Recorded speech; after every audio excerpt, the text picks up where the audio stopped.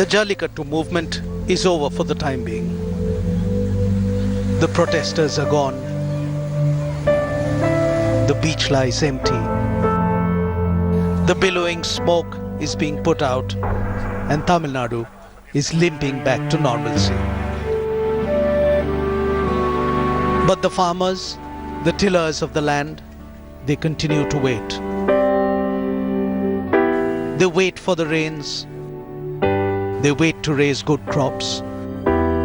They wish for a future that is certain. But it seems to be an endless wait for those hit by drought and crop failures.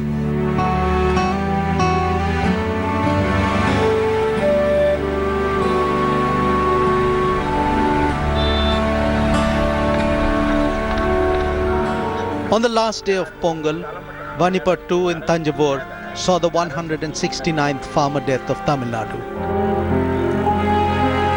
Yet another suicide.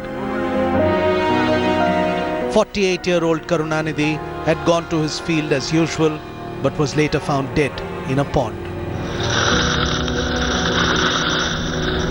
His 4 acres of sugarcane field had dried up and he still had a 5 lakh rupee loan to repay. Karunanidhi jumped into the pond and ended his ordeal. பிரச்சனை மேலே பிரச்சனை இன்னைக்கு 4-5 நாளாக torture பண்ணாங்க madam. பிள்ளைங்களெல்லாம் அடித்து என்னையெல்லாம் அடித்து.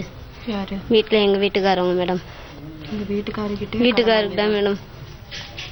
எங்கெங்கேயே போய் கடன் வாங்கியிருக்காங்க மேடம். எங்கே வாங்கினாங்க எவ்வளோத்துல வாங்கினாங்கன்னு எனக்கு தெரியாது மேடம். நிறையா கடன் இருக்குது madam.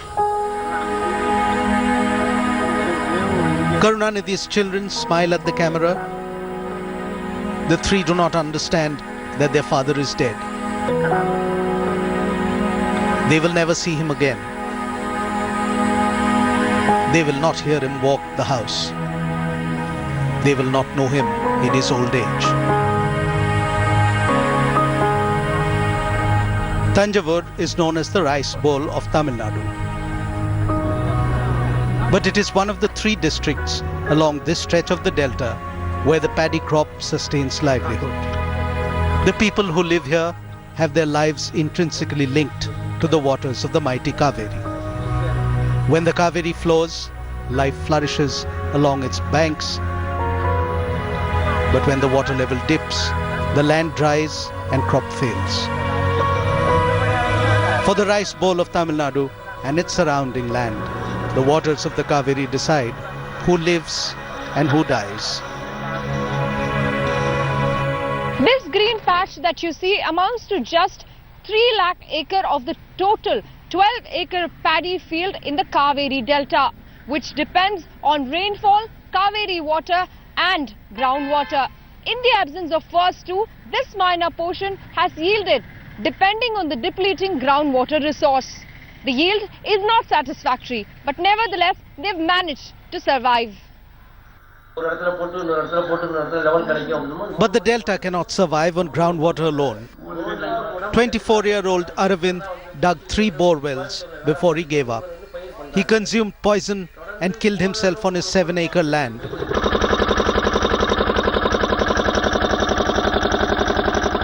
He died because only 2 out of his 7 acres yielded paddy, and then too only a third of the produce was of usable quality. And this was earmarked for consumption by his 7-member family. Aravind had nothing left to sell. He had only his life to give and to get out of misery. 2 acre 4 days ஒரு நாளைக்கு 4 days ஒன்னா ஒரு ஏக்கருக்கு பாயும். இங்கிட்டு வந்து பார்த்தீங்கன்னா ஒரு 5 ஏக்கர் இருக்குது. இதுக்கும் பாயறதுக்கே இது தொடர்ந்து ஒரு 5 நாளைக்கு ஒன்றா தான் இது ரெண்டுமே ஓடிட்டே இருக்கும். இது அந்தவே ஒரு இடத்துல இது ஒன்றுச்சுன்னா சுத்தமாக காஞ்சி போயிடும். அந்த ரீசனுக்காக 2 ஏக்கர் மட்டும் தான் கவுந்து போகணுங்கிறதுக்காக அந்த ஒரு போரை போட்டு ஓட்டிகிட்ருக்கோம். இது வந்து அவ்வளோதான், இது முடிஞ்சு போச்சு. இது The fields that were supposed to sustain 100 others like Aravind now yield crops that is fit for fodder alone. So much so that neighboring districts and even out-of-state demand for fodder from Thanjavur has increased. Where once it was rice, it is now fodder. வைக்கோல்லாம் வந்து 500 ரூபாய்க்கு மட்டும்தான் விற்றுக்கிட்டு இருந்தாங்க ஒரு ஏக்கரில் உள்ளது. இப்போ கேரளாவிலேருந்து வந்து வாங்கினாங்க, பொள்ளாச்சிலேருந்து வந்து வாங்கினாங்க, கோயம்புத்தூர்லேருந்து வந்து வாங்கினாங்க. வெறும் 500 ரூபாய்க்கு மட்டும் ஒரு ஏக்கரில் உள்ள வைக்கோல் புல் வாங்கினாங்க. ஆனால் இந்த நிலவரம் வந்து அதாவது வந்து நெல் விளையலைனாலும் வைக்கோல் புல்லுக்கு கடுமையான தட்டுப்பாடு இருக்குது. ஒரு ஏக்கரில் உள்ள வைக்கோல் வந்து 3500 ரூபாய்க்கு இப்பயே வந்து இடத்துல அவங்களே கட்டிட்டு போகிற நிலை வந்து இருக்குது.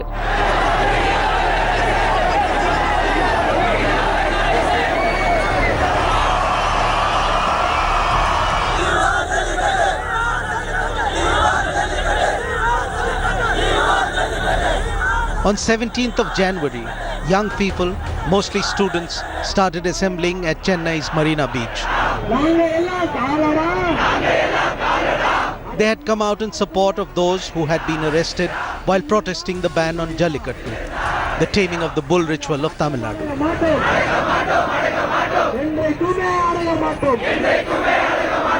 By night, the numbers on the beach began to swell, and for the next 6 days, Marina Beach, Chennai, saw thousands upon thousands joining to stand shoulder to shoulder in protest of the ban.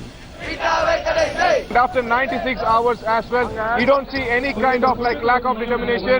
People are still strong. People still fighting for the Jallikattu.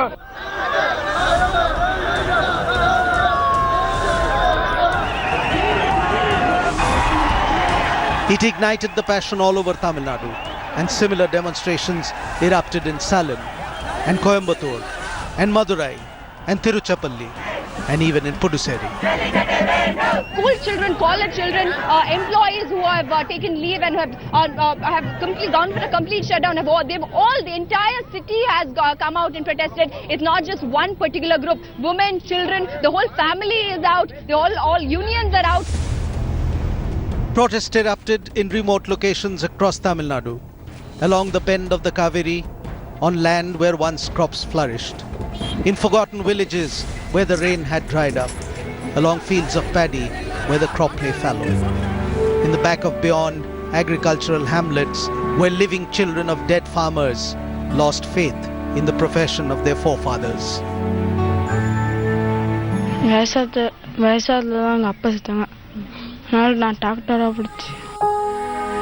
Rajesh was found dead in his field on 5th of November, leaving his widow unsure as to how she will raise their children. For Raj Kiran's mother, the only source of income left is the daily wage work that she can get under Manrega. 100 days of daily labor wages per year to feed and raise her 3 children. The Jallikattu protests may have drowned out Raj Kiran's ominous words, and it may have glossed over the survival needs of the Kannan family. But most others can't be seen as complaining, for they believe the ban on Jallikattu in the first place is what made the rain gods angry. They believe that it was the ban that dried up the fields. It was the absence of Jallikattu that killed Raj Kiran's father, Rajesh Kannan.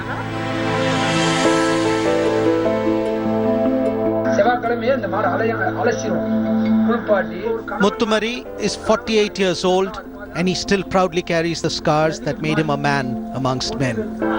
20 years ago, he was injured when he tamed a bull during Jallikattu, and today he's training his children to face the test of manhood.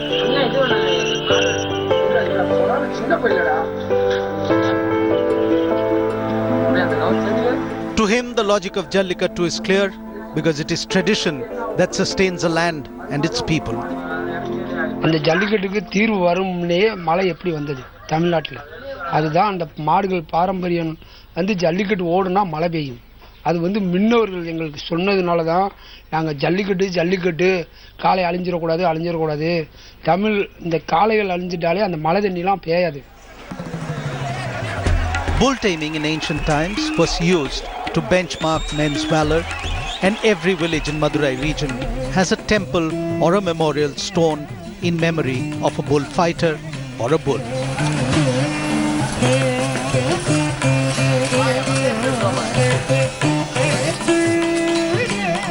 Whenever a girl child was born in a family, the father bought a cow and a male calf.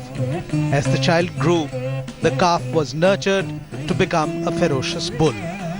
The man who tamed it in a Jallikattu won the woman as a bride. Shalini admits the bull was a factor on why she married Jallikattu organizer J. Sundarajan. That is also one of the reasons to marry him, to love him, to marry him. The courage what they had, their land had, the land that the land gives to him what he had. I loved that courage. I married him. The bull is like my family member is a line that every bull owner here says. This despite the expenditure on the bull. ஒரு நாளைக்கு 100 ரூபாய் செலவாகும், மாசம் 3000 ரூபாய் செலவாகும், வருஷத்துல 36000 ரூபாய் செலவாகும். டெய்லி ஒரு நாளைக்கு மாட்டுக்குன்ற செலவு வரது 100 ரூபாய் கணக்கு வரும். If the bull is in a city like Madurai, the daily expenditure climbs to 300 rupees per bull. But the bull owners claim it is a love-love relationship that they have with their animal.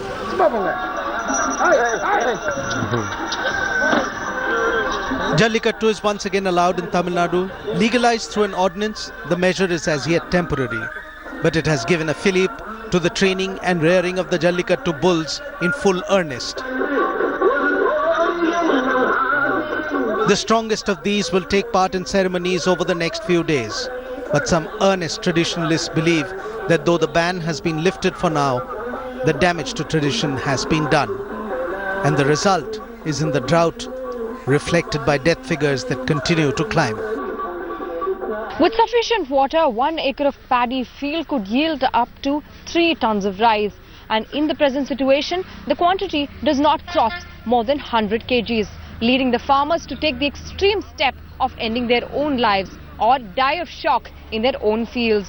While the Farmers Association claim the farmer death stand at 169 in just 2 months, it seems like the government has hushed the figure to just 17 deaths. A death is a death, but how one gets tabulated is where the discrepancy lies.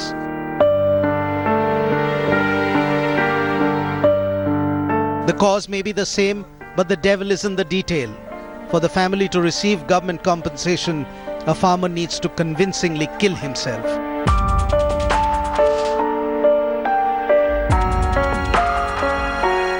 It is not the motive, but the modus operandi which becomes important. If a farmer died of shock looking at his dried up field, his death does not add up to the government tally.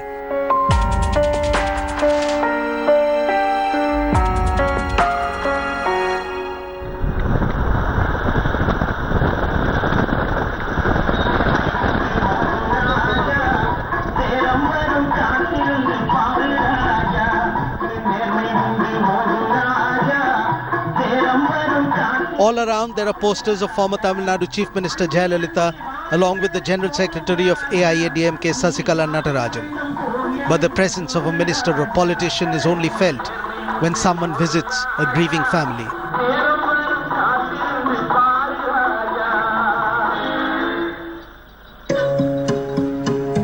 ₹50,000 cheque in hand to mark the death of another farmer. But is that enough for those who struggle to survive? Kaveri நீரை மட்டுமே செய்த விவசாயம் நம்பி செய்தவர்கள் சுத்தமாக 100% பாதிக்கப்பட்டு எல்லாமே உழுதாச்சு. இந்த சூழ்நிலையில் அந்த உளைச்சல்கள் அதனால வர கடன்களை நினைத்து விவசாயிகள் இனிமேல் மீள முடியாதோ என்கின்ற அச்சத்தில் தற்கொலை செய்து கொள்கிறார்கள். ஒரு 3 டன் நெல் வர வேண்டியதுக்கு ஒரு 80 கிலோ நெல் வந்திருக்கு. அதுவும் பொறிக்க எடுத்திருக்கோம். எடுத்து இதுதான் நெல், இது மட்டும்தான் கிடைச்சது. செலவு ஏகப்பட்ட செலவாகிடுது. கிடைச்சது இதுதான் கிடைச்சது.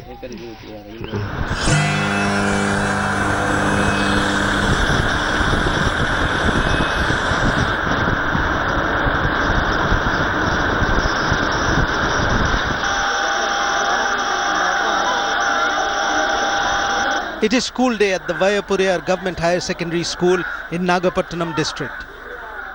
30 villages from all around send their children here to study and gain knowledge. Being a government-run school, the more than 400 students do not need to pay anything for their education. Yet Hariharan stays home. 11-year-old son of a farmer, Hariharan stays with his mother. He has severe mental and physical disabilities, and his mother is at her wit's end trying to care for him and to eke out a living. Hariharan's father hanged himself inside the very house where the mother and son continue to live. Rani says her husband killed himself when the crop on his leased land failed. But that is the past. It is the future which seems bleak for her only son. இதுக்கு வாங்கி அந்த டாக்டர்னு தஞ்சாவூர்லேருந்து திருத்தணிக்கு வந்தாங்க. அந்த doctor ஒரு 6 மாதம் காட்டணும்.